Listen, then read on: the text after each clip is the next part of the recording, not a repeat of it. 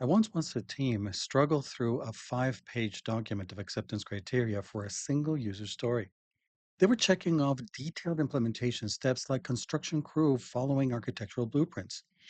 After weeks of work, they delivered exactly what was specified, and the customer was completely unsatisfied. Why? The team did exactly what the acceptance criteria said to do. Yeah, that's why.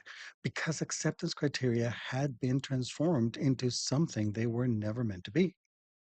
Acceptance criteria define boundaries, not solutions. They answer the question, how will we know when this is done? Not give step by step instructions on how this will be built.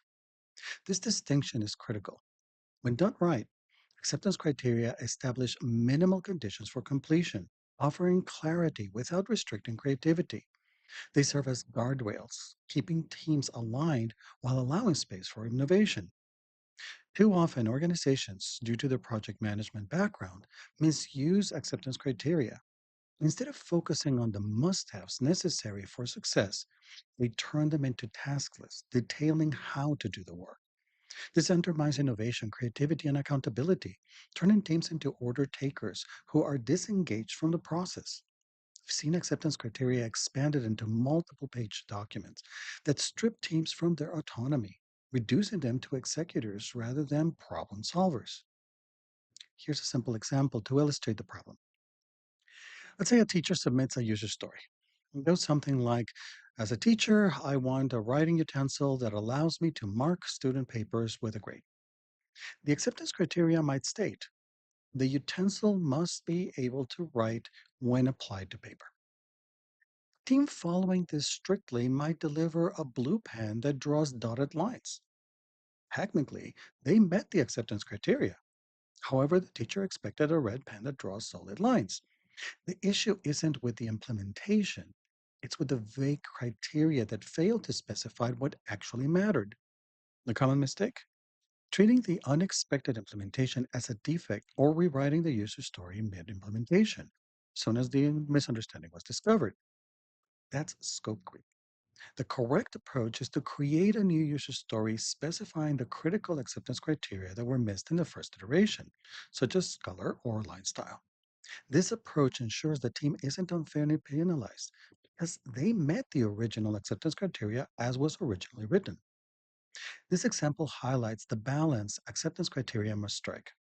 They need to be specific enough to prevent misalignment and deliver what is needed while not being so prescriptive that they eliminate team autonomy. So, how does one write effective acceptance criteria? To avoid bloated, restrictive acceptance criteria, keep them concise, maybe 3 to 7 per user story. Focus on observable outcomes, not activities. Use clear, testable language. Define boundaries, not solutions, and include only what is essential for acceptance. When teams master this balance, they gain autonomy to solve problems creatively.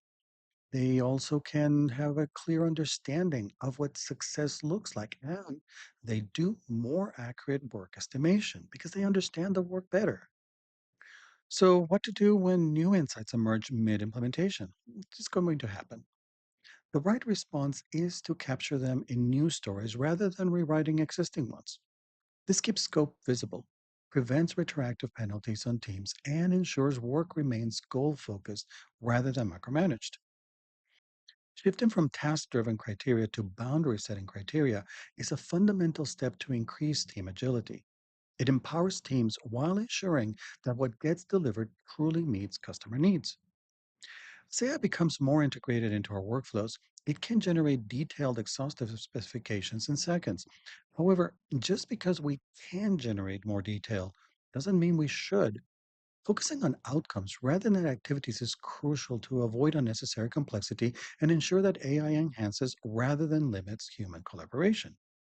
It's tempting to instruct AI to generate highly detailed acceptance criteria, creating the illusion of clarity. This is project management mindset at work. Remember, you're dealing with highly complex, ambiguous, and constantly changing work. What's truly required is a minimal set of criteria that are easily achievable, enabling successful implementation as quickly as possible despite the complexity. It's important to resist the temptation to overcomplicate. and instead adhere to the value that acceptance criteria provide when they're focused on their intended purpose. Take a moment to review your team's acceptance criteria. Are they focused on outcomes or are they a long task list? Do they provide guardrails without micromanaging solutions? If not, now's the time to refine your approach. Drop a comment and share with us your experiences. And if you'd like to learn more about how to achieve balance between delivering working solutions and producing comprehensive documentation, click one of these, and I'll be happy to tell you all about it.